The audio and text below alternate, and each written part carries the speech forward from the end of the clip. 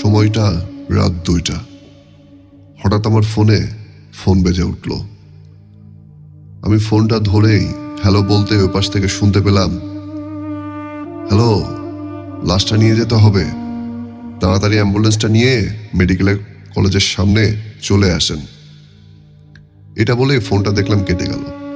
আমি কোনো গুরুত্ব না দিয়ে আবারও ঘুমের জন্য শুয়ে পড়লাম। কি আর করার, কিছুক্ষণ পর আবারও কল আসলো। এবারও আগের মতনই ফোনটা রিসিভ করে সাথে সাথে শুনতে পেলাম, আমরা অপেক্ষা করছি লাশ নিয়ে। কি হচ্ছে, আপনার দেরি হচ্ছে কেন? তাড়াতাড়ি চলে আসুন অ্যাম্বুলেন্স নিয়ে। আমি তখন ওকে জিজ্ঞেস করলাম, আমতা করে জিজ্ঞেস করলাম ঘুমের ভেতরে, কে কে আপনি? আরে ওস্তাদ, আমি শুভ, তাড়াতাড়ি আসেন, জাক্কাস একটা টিপ পেয়েছি, অনেক টাকা পাবো। আমি তখন শুভকে বললাম, আচ্ছা ঠিক আছে, তুই থাক, আমি আসতেছি। আমি পেশায় একজন অ্যাম্বুলেন্স ড্রাইভার। রাত 2:25 তখন ছিল। আমি কোনো রকম জামা কাপড় পরেই একটা সিগারেট ধরিয়ে বেরিয়ে পড়লাম বাসা দিয়ে। গ্যারেজ থেকে গাড়ি বের করে মোছার জন্য একটা কাপড় নিয়ে পিছনে ডাকনা খুলেই পিছনে যখন আমি মুছতে শুরু করব, তখনই আমার চোখে হঠাৎ নজর পড়ল গাড়ির বেডের মধ্যে রক্ত। প্রথমে আমি দেখে তেমন মনে করিনি, কারণ আগের কোনো রোগীর কোনো রক্ত হয়তো পড়েছিল, এটা আমাদের মোছা হয়নি বা ধোয়া হয়নি। তো আমি গুরুত্ব না দিয়ে গাড়ি নিয়ে বেরিয়ে পড়লাম। 2:50 মেডিকেলের সামনে পৌঁছে গেলাম। গিয়ে দেখলাম শুভ দাঁড়িয়ে আছে, মানে হেল্পারটা আমার দাঁড়িয়ে আছে। সে আমাকে দেখে ইশারা করছে। তো হঠাৎ করে সে আমাকে দেখে আবার বলল, ওস্তাদ দেরি হয়ে যাচ্ছে, তাড়াতাড়ি করেন, তাড়াতাড়ি করেন। আমার কোনো কথাই বলার সুযোগ ও আমাকে দিল না। আমি তখন শুভকে বললাম, আচ্ছা শুভ, তুই লাশের কাছে যা, তুই লাশ নিয়ে আয়, আমি একটু চা খেয়ে আসি। তো শুভ তখন আমাকে বলল, ঠিক আছে ওস্তাদ। আমি গাড়ি মেডিকেলের সামনে রেখে একটু চা খাওয়ার জন্য ওদিকে চলে গেলাম। চারপাশে কেউ নেই, গ্রামের মেডিকেল বলে কথা, চারপাশে মানুষজন নেই, হাসপাতালের ভিতরে কিচ্ছু মানুষ। আমি হাঁটতে হাঁটতে বেশ কিছু দূর চলে আসলাম। অনেক দূর তাকিয়ে দেখলাম কোনো দোকান খোলা নাই। দোকান বন্ধ দেখে আমি মেডিকেলের সামনে ফিরে যেতে থাকলাম। হঠাৎ আমার সামনে একটা দোকান দেখতে পেলাম। একটা অদ্ভুত ব্যাপার যেটা আমি লক্ষ্য করলাম, যাওয়ার সময় তো এখানে কোনো দোকান ছিল না, এখন কিভাবে এই দোকানটা আসলো? না, আমি হয়তো ভুল ভাবছি, ঘুমের মধ্যে আছি হয়তো। যাই হোক, দোকানে গিয়ে একটা চা খেতে লাগলাম। হঠাৎ কোঠা থেকে একটা লোক এসে দোকানদারকে বলতে লাগলো, ভাই, যে মেয়েটার লাশ দেখছি সে মেয়েটাকে আত্মহত্যা করছে, আপনি কি কিছু জানেন? দোকানদার ওনাকে বলল, না ভাই, তবে শুনেছে নাকি এটা মার্ডার। কে জানে কি হইছে, আমি ঠিক জানি না ভাই। আমি আর কিছু না বলে শুনে আবার হাঁটতে হাঁটতে গাড়ির কাছে যেতে লাগলাম। একটা বিকট শব্দে আমি পিছনের দিকে তাকিয়ে দেখলাম দোকানটা উধাও হয়ে গেছে। আমার কাছে খুব অদ্ভুত লাগলো, একটু ভয়ও পেয়ে গেলাম। আমি এটাতেও তেমন গুরুত্ব না দিয়ে গাড়ির কাছে চলে গেলাম খুব তাড়াতাড়ি করে। গাড়ির কাছে গিয়ে দেখলাম শুভ লাশ উঠিয়ে বসে আছে। আমি গাড়ির কাছে গিয়ে গাড়িতে উঠে পড়লাম। শুভকে বলে আমি গাড়ি চালানো শুরু করে দিলাম। গাড়িটা কেমন যেন একটু বেশি লোড হয়েছে তাই মনে হচ্ছে আমার। পিছন থেকে আবার কান্নার শব্দও পাচ্ছি। আমি তখন বুঝতেই পারলাম লাশের মৃতর বা যে লাশটি আছে তার বাবা মা কেউ হবে, হয়তো কাঁদছে।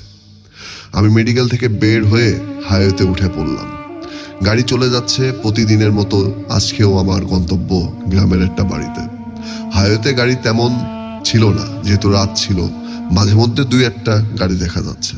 আমি মনোযোগ দিয়ে গাড়ি চালাচ্ছি। হঠাৎ শুভ চিৎকার দিয়ে উঠল। আমি আচমকা একটু থতমত হয়ে বললাম, কি রে, কি হলো? শুভ তখন বলল, ওস্তাদ, গাড়ির সামনে ওইটা কি? আমি ওর কথা শুনে সামনের দিকে তাকিয়ে দেখলাম কিছুই তো নাই, কোনো কিছুই তো দেখলাম না। আমার একটু অদ্ভুত লাগলো। শুভ কখনো এমন কিছুই বলে নাই, আজকে হঠাৎ বলল বা এরকম আচরণ করলো। কারণ ও অনেক সাহসী ছেলে, আমাকে অনেক সাহস দেয় সবসময়। আমি আবারও গাড়ি চালাতে মনোযোগ দিলাম। হাইওয়ের ওপরে আমি গাড়িটি সুন্দরভাবে চালিয়ে যাচ্ছি। হঠাৎ আমার কাছে মনে হলো গাড়িটা একা একাই গতি বেড়ে গিয়েছে। আমি ভালো করে গাড়ি সবকিছু চেক করে দেখলাম, না, সবকিছু ঠিক আছে। বেশ কিছু সময় পর গাড়িটা একটা খোলা জায়গায় মধ্যে বন্ধ হয়ে গেল। আমি শুভকে বললাম, যা নিচে নেমে দিয়ে দেখতো কি হয়েছে, গাড়ি চাকা পাংচার টাংচার হইলো কিনা। শুভ গাড়ি থেকে নেমে একটা চিৎকার দিয়ে বলতে লাগলো, ওস্তাদ ওস্তাদ, গাড়ি লাশ নাই, লাশ কই গেল? আমি তখনই ওর কথা শুনে নেমে পড়লাম গাড়ির থেকে নেমে গাড়ির পিছনে গিয়ে দেখলাম সত্যিই তো গাড়ি সম্পূর্ণ খালি, কোনো মানুষ নেই, লাশও নেই। তাহলে কোথায় গেল?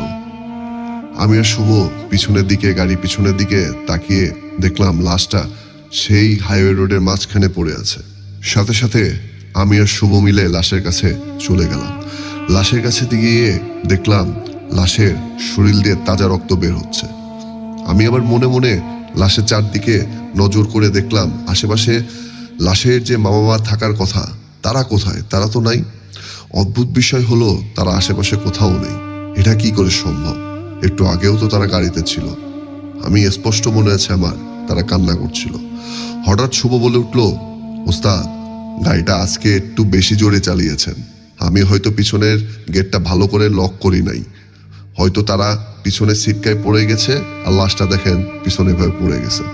আমি শুভর কথা শুনে কিছু সময় চুপ করে রইলাম, একটু বোঝার চেষ্টা করলাম।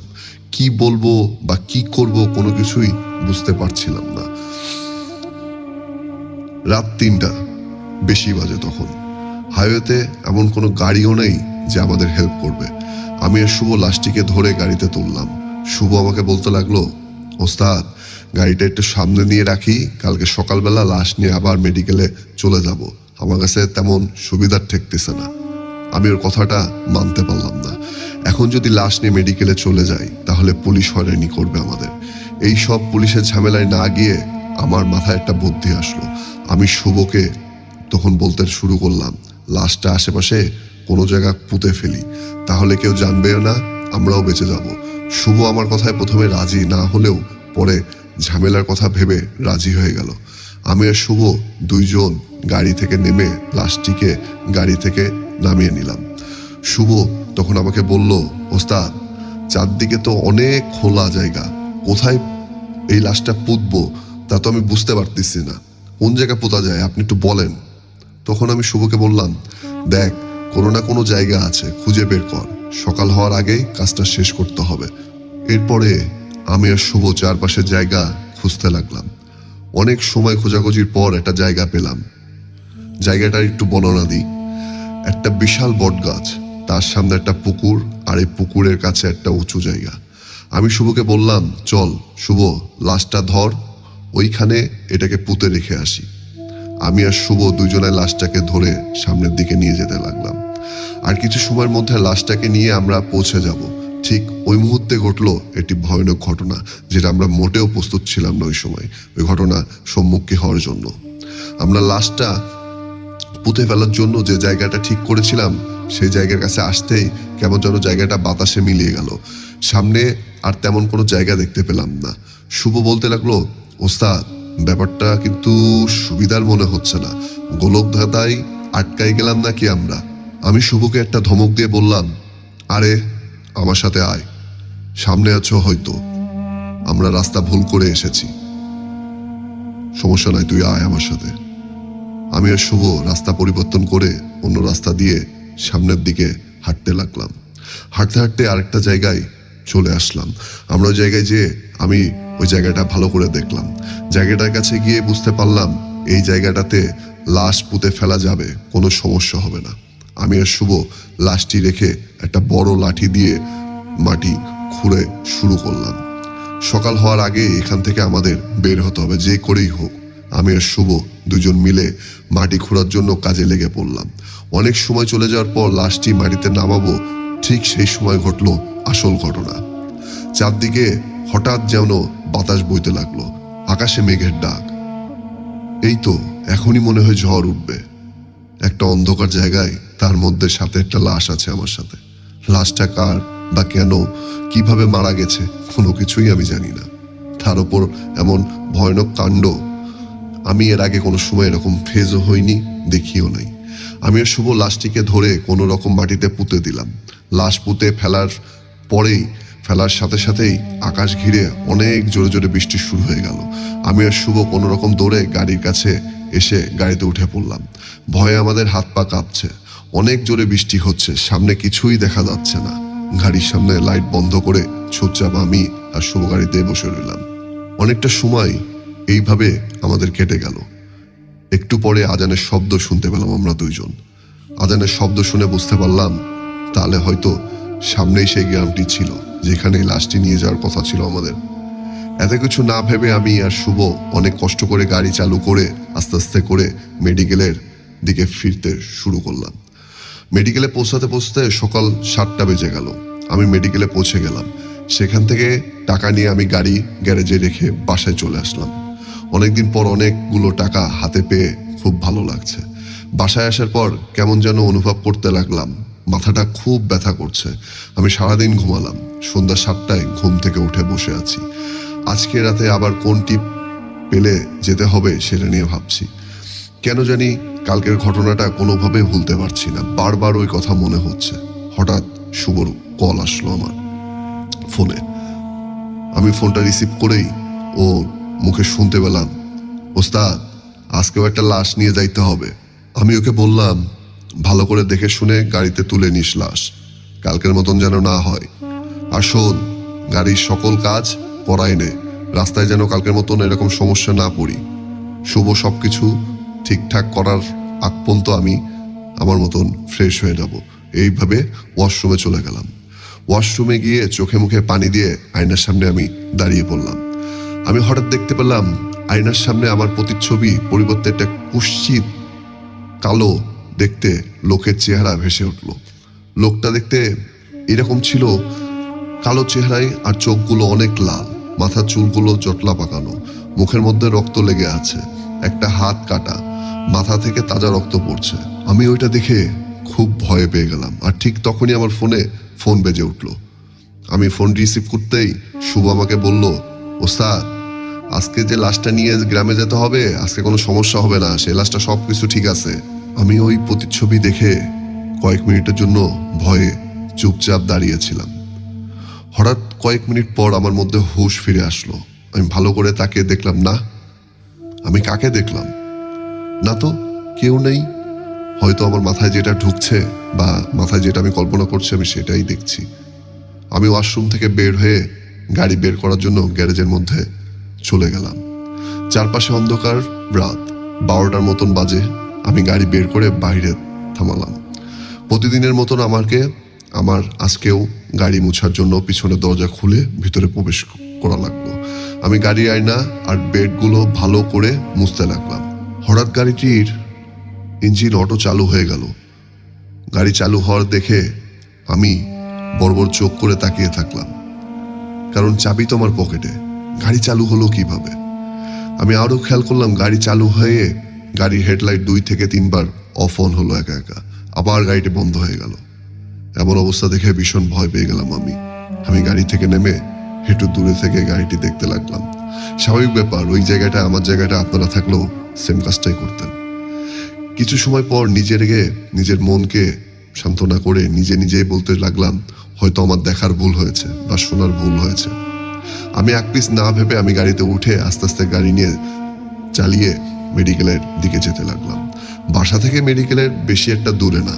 গ্রামের মেডিকেল অ্যাম্বুলেন্স বলতে একমাত্র আমিই চালাই, তাই তো এত রোগী আর লাশের চাপ আমার গাড়িতে।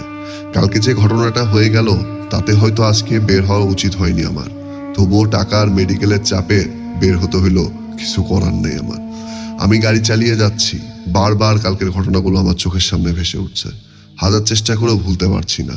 চারদিকে রাস্তাগুলো যেমন আমার কাছে কেমন যেন রাক্ষসের মতন চোখের মতো মনে হচ্ছে। ভয়ে ভয়ে গাড়ি চালাতে লাগলাম আমি।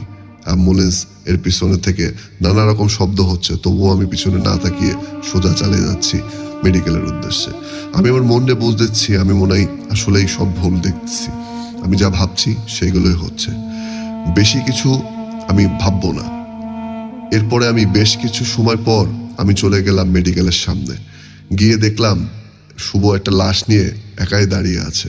আমি গাড়ি থেকে নেমে ওকে জিজ্ঞেস করলাম, কি রে, একা কেন? লাশ নিয়ে দাঁড়িয়ে আছিস একা? বুঝলাম না, লাশের আত্মীয় কই? শুভ আমার কথা শুনে আমার কাছে এগিয়ে এসে বলতে লাগলো, ওস্তাদ একটু কষ্ট করে এটাকে এখান থেকে বের করতে পারলে অনেক টাকা পাবো।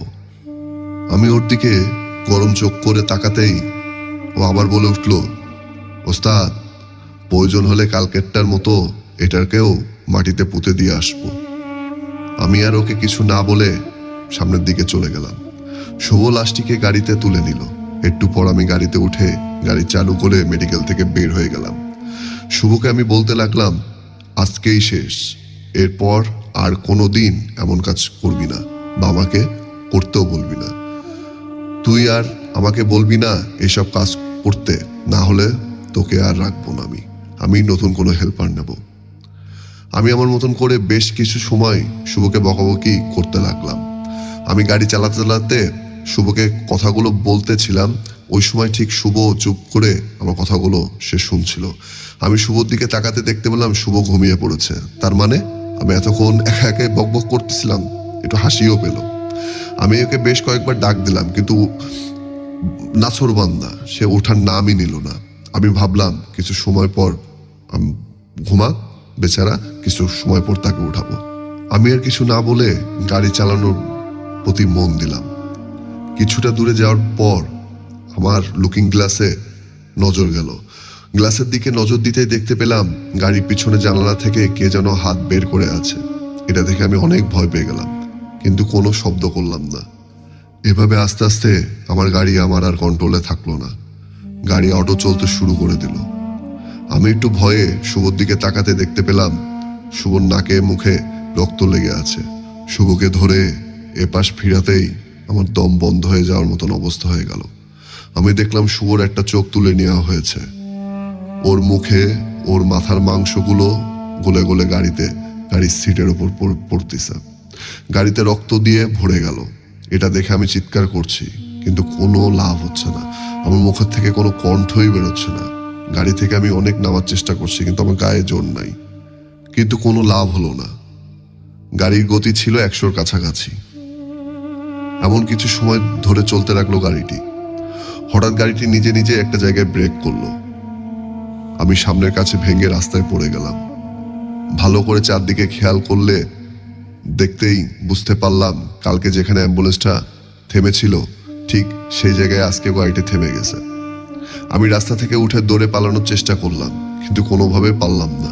আমার হাত পা মাথা কোনো কিছুই কাজ করছিল না। তাৎক্ষণিক সবকিছু কেন জানি অচল হয়ে গেছিল। কিছু সময় পর অ্যাম্বুলেন্সের পিছন থেকে সেই লাশটি কাপড় সহ গাড়ি থেকে নেমে আসলো। এটা দেখে আমি চিৎকার করব তাও পারছি না। চারদিকে কোনো গাড়িও নাই, কোনো মানুষজনও নাই। লাশটি নেমে এসে তার শরীর কাপড় খুলে আমার দিকে আসতে লাগলো। আমি ভয়ে গুটি গুটি হয়ে রাস্তার উপর বসে আছি। হঠাৎ গাড়ির সামনের দরজা খুলে গেল। আমি দেখতে পেলাম দরজা খুলে শুভ গাড়ি থেকে বেরিয়ে এলো। শুভর একটা চোখ বেরিয়ে এসেছে, মুখ দিয়ে নাক দিয়ে রক্ত টপ টপ করে রাস্তার উপর পড়তে লাগলো। এটাও আমি স্পষ্ট দেখতে পাচ্ছি। আমি অসহায়ের মতো বসে আছি। সে লাশটি আর একটু পরেই আমার কাছে চলে আসবে। 2-1 সেকেন্ডের মধ্যে আমিও হয়তো মারা যাব। এরা আমাকে হয়তো বাঁচতে দেবে না। আমি চোখ বন্ধ করার সাথে সাথে বিকট একটা শব্দ পেলাম। আমি চোখটা খুলে দেখলাম, যা দেখলাম তা আমি দেখেও নিজের মনে আমি বুঝ দিতে পারলাম না। শব্দ শুনে চোখ খুলে দেখলাম শুভ সেই লাশটিকে সাথে ধস্তাধস্তি করতেছে এবং ওই লাশের মাংসগুলো চিবিয়ে খাচ্ছে। আমার শরীরে আস্তে আস্তে শক্তি হারানো শুরু করলো। আমি শুভর দিকে ভয়ের চোখে তাকিয়ে আছি। শুভ আমার দিকে তাকিয়ে বলল, উস্তাদ, দোষ আমি করেছি উস্তাদ, আপনার কোনো দোষ নাই। সব বুদ্ধি আমার ছিল, তাই আমি মরে গিয়েছি। আমি তখন শুভকে বললাম, শুভ, তুই কি বলিস? তুই কি বলতেছিস? আমাকে ছেড়ে দে। আমার কথা শুনে শুভ তার ভয়ানক রূপ থেকে আগে ডুবে ফিরে এসে আমার সব কিছু আমাকে সে বলতে শুরু করলো। ও আমাকে যেভাবে বলছে আমি সেটা বলছি।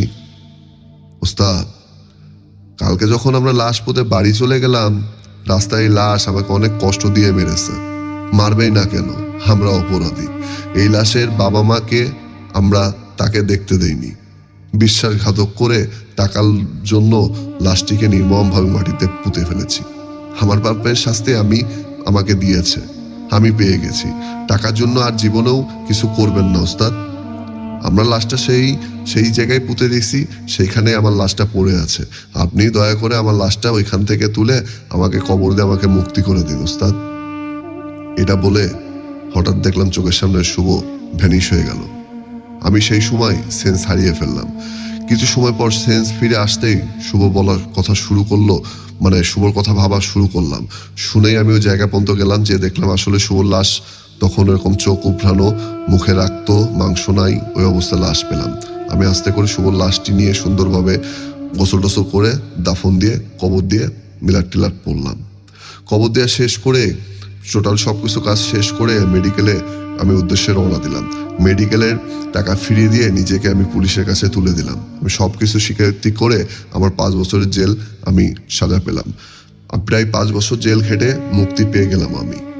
বর্তমানে এখন আমি আর অ্যাম্বুলেন্স চালাই না, তবে কবরস্থানে একটা কবর খোঁড়ার কাজ করি। মাঝে মাঝে শুভর কবরের পাশে গিয়ে দোয়া করি, আল্লাহ যেন ওকে মাফ করে দেয়। আমি এখন আর টাকার লোভে থাকি না, বা টাকার লোভের থেকে দূরে থাকি, কারণ আমার মৃত্যুর জীবন থেকে তো আমি ফিরে পাইছি। সুন্দর করে এখন আমার জীবন চলার জন্য আমি চেষ্টা করি।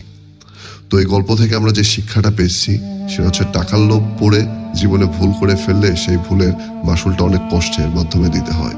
তাই টাকার লোভে পড়ার আগে ভবিষ্যতে কি হবে তা ভেবে নেওয়া আসলেই উচিত। লেখক আকাশ আহমেদ। আসলে এই ঘটনাটা খুব সুন্দর ছিল। ঘটনা বলেন বা গল্প বলেন, যেটাই বলেন, আসলে এই ঘটনাটা যখন আমি পড়ছি কিছুটা বাস্তবতা আছে, আবার কিছুটা অবাস্তব ব্যাপারটা আছে। লেখকের কাজই হচ্ছে বাস্তবতা তুলে ধরা, কিছু কিছু জিনিস অ্যাড করা। তো অসংখ্য ধন্যবাদ আকাশ আহমেদ ভাইকে। আপনার লেখার ধরনটা খুব সুন্দর। আপনার ঘটনাটা গল্পটা আমি মুখে পড়ে শোনালাম, মানে পড়ে শুনিয়েছি। তো আসলে এইরকম অ্যাম্বুলেন্স ড্রাইভারদের আসলে এরকম বহুত কিছুই হয়। তারা রাস্তায় কি ফেস হয় তারা আসলে বলতে চায় না। কারণ আমি রিসেন্টলি আমাদের খুলনা আড়াইশোবিটে আমি ডোমঘরে গিয়েছি, তাদের সাথে আলোচনা করছি, কিন্তু কিছু ড্রাইভার আছে আমাকে ইগনোর করছে। তারা বলতে হচ্ছে যে রাস্তার কথা রাস্তায় থাক, বলা যাবে না।